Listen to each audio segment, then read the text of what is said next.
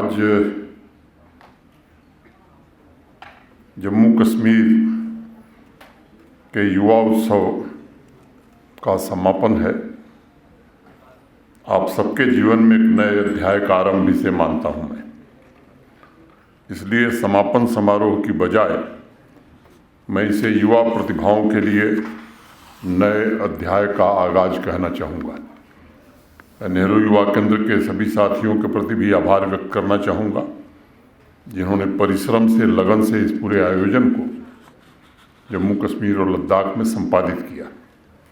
सभी प्रतिभागियों एवं नेशनल लेवल युवा उत्सव में भाग लेने के लिए चुने गए यंग टैलेंट्स को मैं अपनी हार्दिक शुभकामनाएं देता हूं और उनके उज्जवल भविष्य की कामना करता हूं। जो प्रदर्शन हम सबने देखा है, प्रदर्शन में भाग लेने वाले बच्चों का भी मैं उत्साहवर्धन करता हूं। बहुत ही अच्छी प्रस्तुति की है, जिसकी जितनी प्रशंसा की जाए वो कम है। पिछले वर्ष लाल किले की प्राचीर से भारत के सम्माननीय प्रधानमंत्री जी ने 140 करोड़ देशवासियों को पंचप्रण ने 5 संकल्प दिए थे। पहला प्रण था विकसित भारत का लक्ष्य, दूसरा प्रण था गुलामी के हर अंश से मुक्ति, तीसरा प्रण था अपनी विरासत पर गर्व, चौथा प्रण था एकता और एकजुटता तथा पांचवा प्रण था सभी नागरिकों में कर्तव्य की भावना। ये युवा उत्सव पंचप्रण में अपनी आस्था प्रकट करने का भी अवसर है। यह उत्सव दिल और दिमाग में तारतम्य बैठाकर 2047 में विकसित भारत के निर्माण में नई इच्छा शक्ति से जुट जाने का भी अवसर है। यह उत्सव समाज में स्वाभिमान जागृत कर उज्ज्वलतर भविष्य की यात्रा में नई गतिशीलता पैदा करने का भी अवसर है। आज़ादी के बाद लंबे समय तक समाज का जो कलेक्टिव माइंड था, एक अलग तरह से, एक अलग स्थिति में घिरा हुआ था। पीढ़ी दर पीढ़ी इस राष्ट्र की अनमोल संस्कृति हमारे नायाब हीरो कोलाहलों में गुम होते जा रहे थे। एक तरफ जहां पश्चिम के देश भारत के प्राचीन खजाने का अनुसरण कर रहे थे, वहीं दूसरी तरफ हम अपने सांस्कृतिक और साहसिक क्रांतिकारी गाथाओं और उपलब्धियों को भूलने लगे थे। 1913 के आसपास एक जर्मन फिलॉसफर थे, काउंट हर्मन। उन्होंने भारत की यात्रा की और यात्रा के दौरान अपने अनुभवों पर उन्होंने एक पुस्तक लिखी, the travel diary of a philosopher. Hermann Keyserling उनका पूरा नाम था। भारत की आध्यात्मिक सांस्कृतिक समृद्धि को देखकर वो खुद हैरान थे और उन्होंने लिखा कि भारत पश्चिमी देशों से कहीं बहुत आगे है। लेकिन उस पुस्तक में दूसरा आश्चर्य भी उन्होंने व्यक्त किया कि वास्तुकला, इंडियन विजडम, संगीत, संस्कृति, आध्यात्म की विरासत को यहाँ के विद्यालयों के करिकुलम में शामिल नहीं किया जा रहा है। ये सच है कि कोई भी समाज अतीत में केवल नहीं जी सकता और जीना भी नहीं चाहिए, लेकिन समाज के मानस में उज्जवल भविष्य की क्रांति तभी पैदा होगी जब समाज अतीत से प्रेरणा लेकर अपने आदर्शों, मूल्यों को सहेज कर आगे बढ़ता है। समाज की मानसिक गुलामी तभी टूटती है जब उसमें सांस्कृतिक और वैज्ञानिक चिंतन की नई धारा फूटती है। ये बात आज हम कह सकते हैं कि पिछले 9-10 वर्षों में इसी व्यवस्था के साथ मॉडर्न टेक्नोलॉजी एक हाथ में और दूसरे हाथ में संस्कृति के बहुमूल्य रत्नों को लेकर भारतवर्ष में यहाँ के नौजवानों ने नए कीर्तिमान स्थापित किए। आज हम दुनिया की 5वीं सबसे बड़ी अर्थव्यवस्था बन गए और आने वाले 3 वर्षों में दुनिया की तीसरी बड़ी अर्थव्यवस्था बनने का संकल्प हमने लिया है। आज Bharat scientific discovery, startups, unicorn, service industry और मैन्युफैक्चरिंग में दुनिया की सबसे प्रमुख ताकत बन गया है। आज भारत विविधता में एकता को समेटे सबसे जीवंत समाज भी है।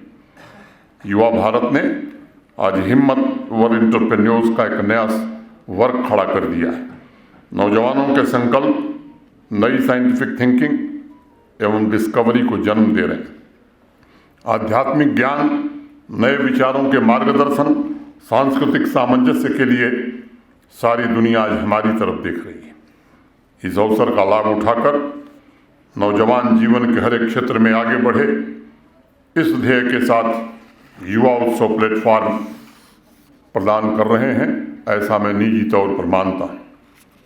और मैं चाहता हूँ कि हमारा युवा वर्ग नई चुनौती स्वीकार करे, नित नए समाधान खोजने में अपनी ऊर्जा लगाए, समाज की प्रतिभा के विकास यात्रा में जो रोड़े हैं उन्हें हटाने में पूरी तन्मयता से जुटे, ताकि विकसित भारत में नई चेतना, नई ऊर्जा, नए आत्मविश्वास का जन्म हो सके। भारत की सबसे बड़ी संपदा उसके युवा ही हैं और धैर्य तथा साहस युवाओं की सबसे बड़ी संपदा होती है। मैं इस बात में पुख्ता यकीन रखता हूँ कि परिवर्तन का एकमात्र माध्यम युवा ही होता है। सामाजिक आर्थिक क्रांति के वाहक भी युवा हैं। अपनी जड़ों को सींचकर नई सांस्कृतिक क्रांति सिर्फ युवा और युवा ही पैदा कर सकता है। 2047 में भारतवर्ष को एक वैश्विक ताकत, ग्लोबल पावर के रूप में स्थापित करने के लिए अतीत के स्वर्णिम युग को पुनः दोहराना होगा। लेकिन यह स्वर्णिम काल अपने आप नहीं आएगा, बल्कि एक नया स्वर्ण युग जमीन पर युवाओं को मेहनत से लाना पड़ेगा। हमारे जैसे लोगों की पीढ़ियां गुजर गई, आने वाला भविष्य आपका है।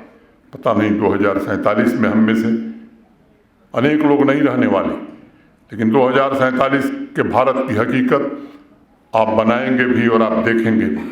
और इसलिए मैं कहना चाहूँगा, मुझे ये जिद है कभी चाँद को असीर करूँ, मुझे ये जिद है कभी चाँद को असीर करूँ। स्वप्न के झील में एक दायरा बनाना है, सफ़र का एक नया सिलसिला बनाना है, अब आसमान तलक रास्ता बनाना है, अब आसमान तलक रास्ता बनाना है। मित्रों, युवा वर्तमान में भविष्य का निर्माण करता है। Youth builds the future in present. जीवन के प्रति युवा दृष्टिकोण हमेशा से सकारात्मक रहा है, रचनात्मक रहा है। भारत के इतिहास में हमेशा युवाओं ने अवसर, सहयोग की आकांक्षा रखी और मैं मानता हूँ कि आज का भारतवर्ष अनंत संभावनाओं से भरा हुआ है। आज उसे संपन्न, सुखी, शांत समाज निर्मित करने का अवसर प्राप्त हुआ है। आप सभी को मैं आग्रह करूँगा कि पंच प्रण के संकल्प के साथ संपूर्ण समाज के सृजन की संभावना को जागृत करने में जुट जाने की आवश्यकता है। कुछ बातें मैं आपसे साझा करना चाहूँगा। Initiative, leadership, self confidence, persistence, imagination और फेल्योर से सीखने का साहस, ये कुछ ऐसे अद्भुत गुण हैं जो किसी को भी जीवन की सर्वोच्च ऊंचाई पर पहुंचा सकते हैं। आप सबको जूझने की ऊर्जा प्रदान कर सकते हैं। आज कला हो, विज्ञान हो, इसमें समाज को जो भी लाभ प्राप्त हो रहा है वो किसी न किसी इनिशिएटिव का ही परिणाम है। आज जितनी भी नई खोज हो रही है, चित्रकला हो, संगीत हो, नए विचारों की लेखनी में जो नए पुष्प पल्लवित हो रहे हैं, उसमें युवा वर्ग के इनिशिएटिव का बहुत बड़ा योगदान है, क्योंकि इनिशिएटिव ही वो चाबी है जिससे संभावनाओं के दरवाजे खुलते हैं। युवा माइंड की सबसे बड़ी खूबी ये है कि वह अपनी ऊर्जा रिपीटिशन में नहीं लगाता है, बल्कि किसी अभियान में हारने के बावजूद वह अगले दिन फिर नए समाधान में जुट जाता है। और नए समाधान में उसकी रुचि तभी तक है जब तक वह उसे प्राप्त नहीं कर लेता है। उसके पश्चात वह पुनः नई समस्याओं के समाधान के लिए एक नया इनिशिएटिव लेता है और अपने प्रयत्नों एवं परिश्रमों से सफलता के शिखर को चूमता है। इसलिए मैं व्यक्तिगत रूप से मानता हूँ, युवा व्यक्तित्व एक राष्ट्र का सबसे बड़ा साहस है सबसे बहुमूल्य गहना है, असेट है। Youth power is the greatest asset of our country. They have courage to stand alone against all odds and challenges without any fear and always ready to provide new ideas and new initiatives for the betterment of the society. एक नौजवान विद्यार्थी से किसी ने सवाल किया कि तुम्हें अपने जीवन में बाधाओं से पार पाने में सबसे ज़्यादा मदद किस चीज़ से मिलती है? उस नौजवान विद्यार्थी ने जवाब दिया, दूसरी बाधा हमें सबसे ज़्यादा मदद करती है। मार्च 1916 में गुरुकुल कांगड़ी के उत्सव में भाग लेते हुए पूज्य बापू ने कहा था, मुझसे लोग इस यात्रा में पूछ रहे हैं कि भारत की तात्कालिक आवश्यकता क्या है। उस समय गांधी जी ने कहा था कि मेरी विनम्र राय में यदि हम कोई टिकाऊ और सच्चा काम करना चाहते हैं तो निर्भयता उसकी सबसे बड़ी जरूरी शर्त है। और मैं समझता हूँ निर्भयता का जज्बा ही युवाओं की पहचान होती है और इसी जज्बे जोश के साथ चुनौतियों पर विजय प्राप्त करते हुए आपको राष्ट्र निर्माण के लिए इनिशिएटिव लेने की आवश्यकता है। आपसे दूसरा आग्रह है कि लीडरशिप पर ध्यान केंद्रित करिए, फोकस करिए। अपने पर्सनल एम्बिशन को सर्व समाज का एम्बिशन बनाने के लिए ऐसे सृजनात्मक कार्य करिए जो सबको प्रेरणा दे, सबको इंस्पिरेशन दे। प्राचीन समय से अगर आप देखेंगे तो हमारे देश में master poet, master artisan, master artist, master musician, इसकी स्वर्णिम परंपरा हमारे यहाँ रही और इनकी धाक हमारे समाज में लंबे समय से कायम रही। सार्वजनिक जीवन में छत्रपति शिवाजी महाराज, महात्मा गांधी, सरदार वल्लभ भाई पटेल, स्वामी विवेकानंद जैसे व्यक्तित्वों ने भारत के सम्मान और स्वाभिमान को शक्तिशाली बनाने में अपना अप्रतिम योगदान दिया है। आर्ट, लिटरेचर, आइडियाज में चाणक्य, कालिदास, अभिनव गुप्त, कल्हड़, गुरु रविन्द्रनाथ टैगोर, नंदलाल बोस, जेमिनी राय, अमृता शेरगिल, राजा रवि वर्मा जैसे अनेक महान हस्तियों ने लीडरशिप की भूमिका निभाने का काम किया। आपने अपने जीवन में जिस भी क्षेत्र को चुना है उसके शिखर पर पहुंचना ये आपका ध्येय होना चाहिए। मन में इस धारणा के साथ अगर आप हिम्मत से कदम बढ़ाएंगे तो समाज में नया सौंदर्य, नया संगीत, नया स्वाद और लोगों के जीवन में नए सृजन की अभिलाषा अवश्य जन्म लेगी। गुरु रविन्द्रनाथ टैगोर ने गीतांजलि में लिखा भी है, हबे हबे प्रभात हबे, आंधार जाबे कटे, तोमार वाणी सोनार धारा, पड़बे आकाश फेटे। The morning will surely come, the darkness will vanish and thy voice pour down in golden stream breaking through the sky. अभी तो सिर्फ तैयारी है। गीत, संगीत, कला की साधना अवश्य ही आपके जीवन में नया प्रभात लाएगी। हमारी संस्कृति भी कहती है, विश्व श्रेय काव्यम, साहित्य का लक्ष्य संस्कार का कल्याण करना होता है। इस विधा के मूल तत्वों को संरक्षित रखना, उन्हें व्यापक समाज तक पहुंचाना, यह आज नौजवान का दायित्व है। आपके भीतर जो नेतृत्व का गुण है, लीडरशिप का जो भाव है, जिस दिन सहज रूप से इसे सृजन में आप लगाएंगे उस क्षण समाज में परिवर्तन की यात्रा प्रारंभ हो जाएगी। आज यहाँ पूरे जम्मू कश्मीर से चुनकर प्रतिभाओं को इकट्ठा किया गया है। सभी में नेतृत्व की क्षमता है, लीडरशिप की क्वालिटी है। पेंटिंग हो, राइटिंग हो, फोटोग्राफी हो, डिबेट हो, भाषण हो, नृत्य हो, संगीत के ग्रुप इवेंट के लिए जो टैलेंट मौजूद है उनका परफॉर्मेंस थोड़ा ऊपर नीचे हो सकता है।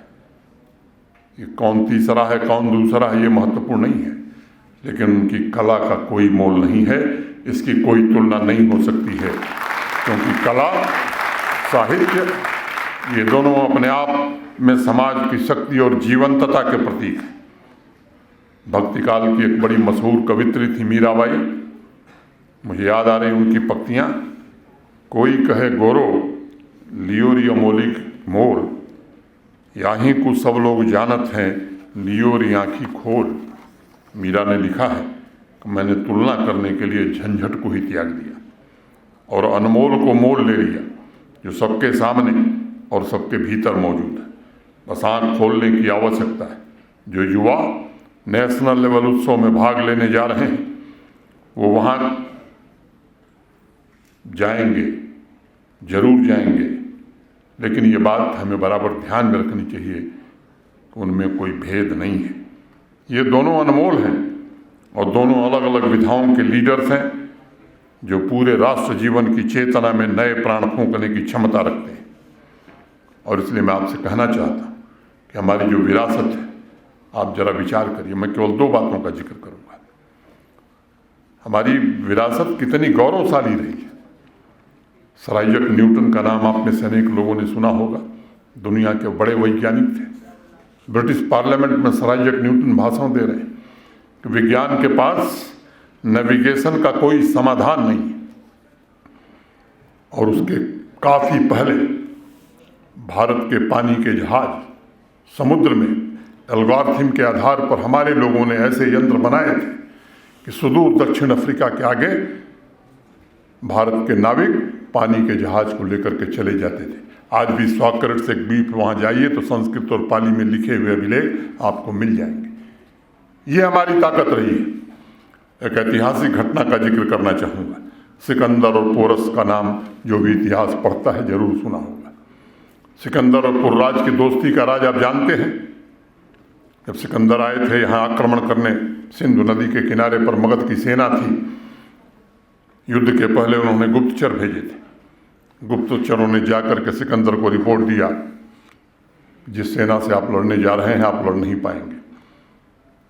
हजारों की संख्या में घोड़े और हाथी पर सवार तलवार लेकर के योद्धा आपका इंतजार कर रहे हैं। लाखों की संख्या में नौजवान तलवार हाथ में लिए हुए युद्ध की प्रतीक्षा कर रहा है। सिकंदर के पांव उखड़ गए, वापस लौट गए। जब रास्ते में लौट रहे थे तब पोरस से पुर्राज से उनकी भेंट हुई। और जानते हैं क्यों दोस्ती हुई? पोरस ने उनको इग्नॉट स्टील दिया था, और वो इग्नॉट स्टील केवल और केवल भारत में बनता था, जिससे दुनिया की सबसे अच्छी तलवार बनती थी। ये हमारी विरासत रही। गुलामी के कारण किन्हीं परिस्थितियों में हमने उस गौरव को खो दिया है, लेकिन पिछले 8-9 वर्षों में देश जिस दिशा में जिस गति से आगे बढ़ रहा है, मैं कह सकता हूं कि आने वाला समय भारत का है। आने वाला समय भारत के नौजवानों का है। आने वाला समय आपका है, और यही समय है, सही समय है। इस बात को ध्यान में रखिए। हिम्मत से आगे बढ़ने की जरूरत है। और अंत में मैं एक नज्म कहूँगा कि मेरे जीवन का मरण का साथी, मेरे जीवन का मरण का साथी, कब कोई मुझसे जुदा होता है। हर नफस साथ मेरे चलता है, हर कदम रहनुमा होता है। बख्श देता है खताएं मेरी, जामने लग से पा होता है। वही मंजिल है, वही सौ के सफ़र, वही खुद बांगे दिरा होता है। वही हर मौज नफस में है रवां, दिल में जो से वफा होता है। दर्द दिल बन के कभी उठता है, बढ़ के फिर खुद ही दवा होता है, बढ़ के फिर खुद ही दवा होता है। अपने आत्मविश्वास को कायम रखिए। दुनिया में भारत की नई भूमिका को सशक्त बनाने के लिए जरूरी है आप हिम्मत के साथ खड़े होइए। अपने कर्तव्यों और कर्मों से ऐसी भूमिका तैयार करिए कि समाज में लोग आपसे निर्देशन और मार्गदर्शन की अपेक्षा रखें। आपकी हर एक उपलब्धि याद रखी जाएगी। आपकी कृतियाँ, आपके शब्द लोगों के लिए पदचिन्ह बने, ऐसा काम करने की आवश्यकता है। आपको स्वयं अपने भीतर उत्तरदायित्व की भावना पैदा करने की आवश्यकता है। सही गलत का चुनाव आपको खुद करना है। सामाजिक परिवर्तन की मसाल के रूप में अन्य लोगों के लिए आदर्श उदाहरण बनना होगा। Be an ideal example to people. और मेरा अंतिम आग्रह है, पंच प्रण के संकल्प को साकार करने में आप अपने इरादों में भी अटल रहिए, दृढ़ रहिए। विचारों और इरादों में दृढ़ता को लक्ष्य प्राप्ति का प्रारंभ बिंदु मैं मानता हूँ। हिंदी के शब्दों में कई बार धुन शब्द का इस्तेमाल बहुत होता है। संगीत में उसे लय कहा जाता है। जीत में वो उत्सव है, और नौजवानों के लिए इसका अर्थ लक्ष्य की तीव्र अभिप्सा है। कई बार आपको लगेगा कि शायद आप चुनौतियों से हार रहे हैं, लेकिन इस बात को याद रखिएगा कि हर हार के साथ ही एक नई जीत का रास्ता खुलता है। Every failure creates a new path for success. यह मेरी हार्दिक इच्छा है, आशा है और कामना है कि आप सभी नौजवान साथी साहस, इनिशिएटिव, लीडरशिप और परसिस्टेंस के साथ पंचप्रण के संकल्पों को सिद्धि करें। समाज के उच्चतर जीवन तथा विकसित भारत की यात्रा में अपना पूरा योगदान दें। आज ये वक्त की ज़रूरत है। विकसित भारत यात्रा पूरे जम्मू कश्मीर में पंचायत में गांव-गांव जा रही है। आज के कार्यक्रम के समापन के बाद आप सबसे मेरा आग्रह होगा, आपके पंचायत में अगर यात्रा आ रही है तो पूरे उत्साह के साथ जिस तरह से आपने इस कार्यक्रम में भाग लिया है उसके दुगने उत्साह के साथ विकसित भारत यात्रा में आप भाग लें, अपना योगदान दें। निश्चित रूप से 2047 में विकसित भारत बन के रहेगा। बहुत बहुत धन्यवाद। नमस्कार।